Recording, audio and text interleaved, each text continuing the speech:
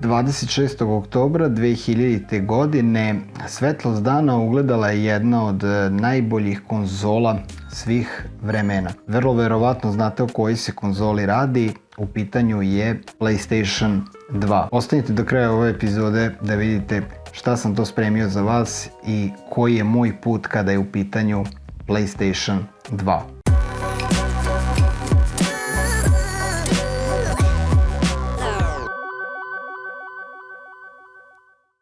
Moje putovanje sa konzolom PlayStation 2 započinje tamo negde 2006. godine. Možda malo ranije ili pre toga, možda čak i 2004. godine, moj prvi komšija, kog ovim putem pozdravljam, dobio je PlayStation 2 konzolu, odnosno deda mu je doneo iz one čuvene Nemačke koju stalno pominjem. Što se tiče nas na ulici i nas koji nismo imali dvojku u tom momentu, ja bih rekao da je to možda bila i ranija godina, pre 2006. ili 2004.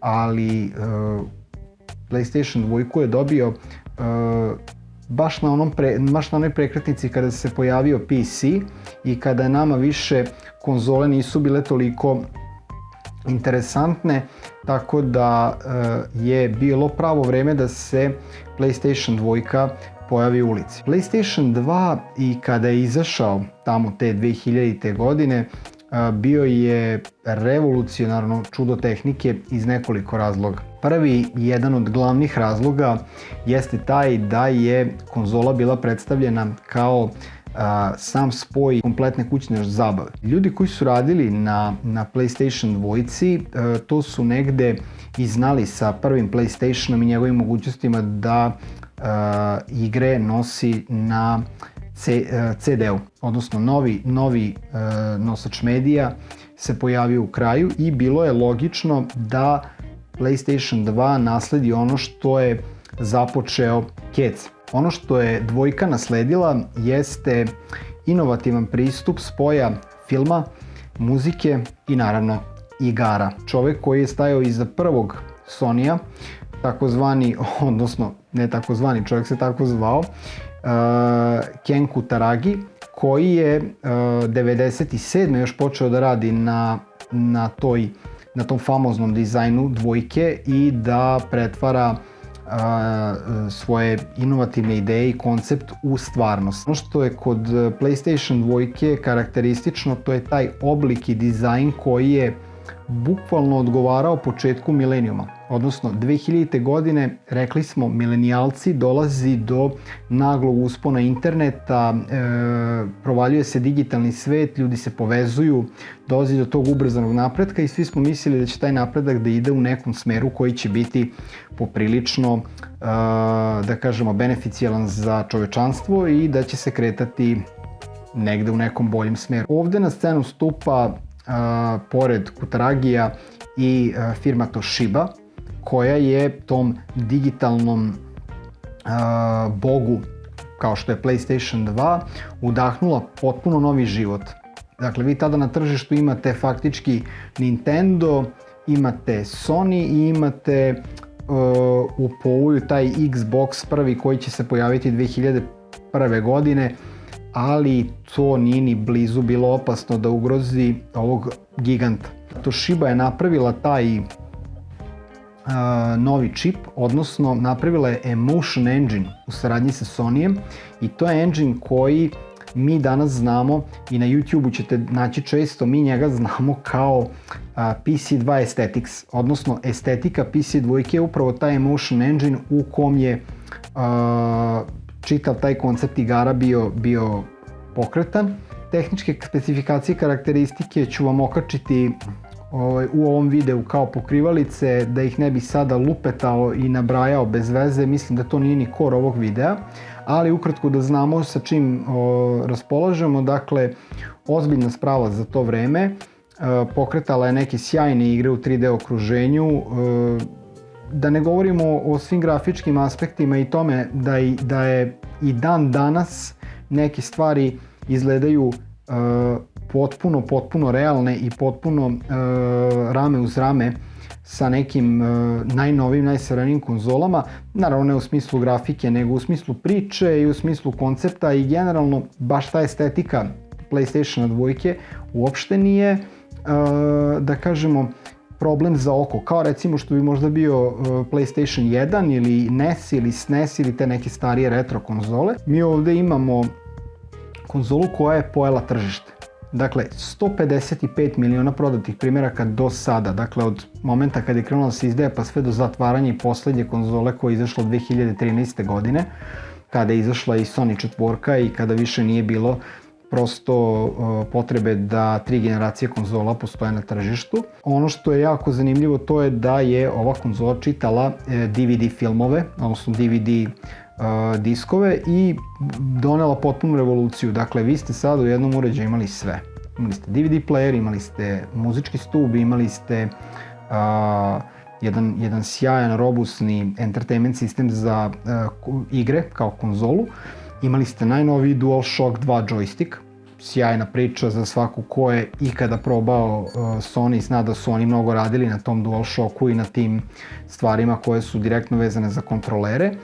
A onda zatim imamo i, jel tako, verziju Sony-a koja se pojavila 2004. godine. U pitanju je PlayStation 2 Slim verzija konzole, koju ja imam čak u svom posedu, tako da sjajna konzola, pojavila se sa ulazom, Ethernet ulazom, odnosno mogli ste da idete na internet. I bukvalno to sve je na kraju bio pravi potez Sony-a da potpuno pojedu tržište sa svojom konzolom i da PC2 suvereno vlada eto sve do 2013. A čak sam našao na YouTube-u i neke videe u kojima u Brazilu ljudi dalje pečuju, moduju Sony 2 i igraju na njoj najnovije PS-ove sa najnovijim transferima, uopšte ne menjaju estetiku, ne znam, PS-a 5, PS-a 6. A ono što je mene vezalo direktno za Sony 2, moramo se vratiti na taj početak kada ona stiže, odnosno stiže ta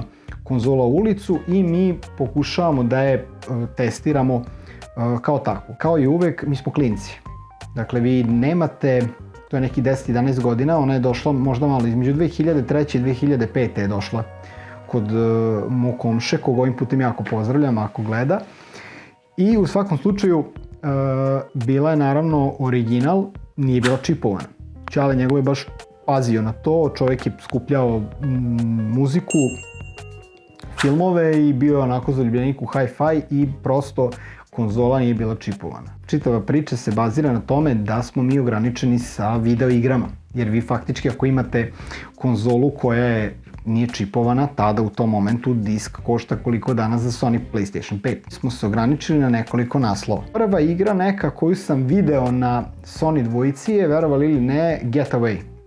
Dakle, neki GTA lookalike u Britaniji koju je drugar imao na toj konzoli, koju je dobio s konzolu. Zatim ove tabačine kao Mortal Kombat, Dead or Alive 4 ili Dead or Alive 2 ili možda čak bio i Dead or Alive 1.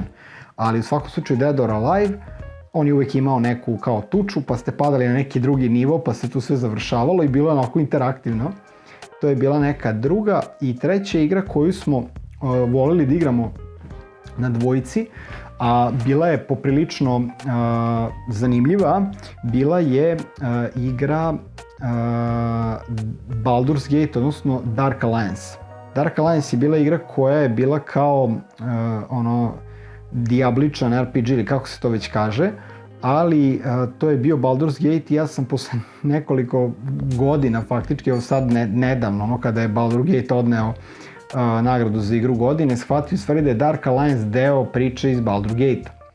I ja nisam kao klinac obraćao pažnju na to, meni je to bio Dark Alliance i u svakom slučaju Dark Alliance je bio igra koju smo mi besomučno igrali, prelazili, ubijali one pacove u nekim podrumima, pa išli na one kraljice i šta ja znam, drugar je nju na kraju celu prešao, ali recimo ta estetika Dark Alliance, ako imate prilike da odigrate na PlayStation 2 Dark Alliance na nekom CRT-u koji je jedno 75 Hz osveženje, da je dobar CRT ili neki dobar LCD televizor, probajte, vrhunska estetika i grafika se neverovatno drži Znači, ne biste verovali. To su bile neke igre koje sam ja na dvojici odigrao i koje smo mi prve prelazili, dok nas nisu računari potpuno ophrvali tamo 2003. Kad sam dobio računar, više nisam znao ni gde se nalazim, da mi se nešto igra, ali u svakom slučaju može se reći da je dvojka bila nama egzotika. Mi smo na kecu mogli da igramo šta smo hteli, negde smo se bazirali uglavnom na to što nam je bilo pri ruci i ovo nismo svaki put mogli da igramo, Ćale njegov je bio strog, nismo mogli baš da igramo svaki dan. Kasnije iskustvo kako sam matorio i odlazio u igraonicu, a da nisam igrao, ne znam, Dotu i Counter, uglavnom se to završavalo na PS-u petici, znači tu je Arsenal bio dominantan, to mi je bilo uvek bitno i ne znam, završavalo se na PS6-ici kasnije. Ono što je meni na dvojici bilo vrlo zanimljivo, to je još dve igre, Mortal Kombat 7 ili 8 ili neki Mortal Kombat s kampanjom, to je bilo brutalno, ne mogu setim koji je tačno bio. I taj Def Jam Fight for New York tuče, mi smo ih zvali reperske tuče, radio sam čak i mali TikTok i na YouTube-u shorts o tome, ali taj Def Jam New York smo mi, Battle for New York City ili kako već, ta istočna obala, pa kao šibanje, to mi je bilo ono kao wow. A onda je brat od strica moj dobio nedugo posle toga, dobio je kao konzolu i dobio je Sony dvojku Slim. I u Slimu je dobio God of War. God of War je možda igra koja je na dvojici bila brutalna, jedna od brutalnijih igara. I ta igra mi je bila potpuno otkrovenje, kao i što i svi znate, ne moram da pričam o God of War, mislim to je ono prosto kogod je video taj način i predstavljanje igre i kretanje i sam dizajn je 10 od 10. Preskočio sam San Andreas sam igrao na računaru, preskočio sam ga za dvojku, uopšte ga nisam ni dotakao, ni to, ni Vice City, ali sam dotakao jednu igru koju sam opet igrao kod tog drugara koju on dobio umeđu vremenu, a to je Jak and Daxter. To mi je i dan danas nepreželjeni, odnosno neostvarena želja da odigram Jak and Daxter i sad vijam negde na oglasima da uzmem negde jeftiniji CD, odigrao bih Jak and Daxter do kraja. Dakle, uzeo bih da odigram do kraja i da vidim kakva je igra, koncept mi se sviđa. Malo me podsjeća na Ratchet Clank, mislim, generalno to je neki taj fazon. Neka još iskustva sa dvojkom koja sam imao jesu Harry Potteri, to trenutno igram jer nisam nikada prešao Harry Potter franšizu na dvojici, znači na kecu sam igrao prva dva dela, sad sam hteo da pređem sve na dvojici, tako da mi je kolega Pera dao sjajnu igru i uvek ga pozdravim zbog toga, dao mi je i dvojku i trojku da probam da gejmujem, tako da javit ću utiske, a možda budem i snimio neku igru. I jedan od naslova koji sam nešto kratko odigrao na Sony dvojici bio je Resident Evil 4. Mislim i smatram do dan danas da remake koji smo dobili jeste dobar, jeste super, ali ko nije igrao na Sony dvojici na CRT-u Resident Evil 4, to je ta estetika. Dakle, računaru je moj saputnik i moj verni kolega Buki i ja prešli, dva put smo je prešli na kompu, ali negde na Sony dvojici kad sam je video ima tu estetiku, pogotovo kad Leon dolazi u to selo i taj njegov kožnjak i sva ta tuča i sve, baš taj engine, Emotion Engine, baš leži toj igri i tu mi se negde razdvajaju grafičke prednosti bilo koje igre, grafički zahtevi i slično. Dakle, probajte Resident Evil 4 na Sony dvojici, mislim da se nećete pokajati, odlična je i jako dobro izgleda. Što se tiče danas Sony dvojke, imam dve konzole, imam Fat i Slim i redovno nabavljam na retro buvljaku, igre. Trenutno sam u procesu traženja tog Jak and Daxtera i tih nekih malo zbiljnijih igara za franšizu, poput Metal Gear, Final Fantasy-a i još nekih igara koje su bitne, recimo i GTA San Andreas kad bih našao baš za dvojku, to bi bilo super.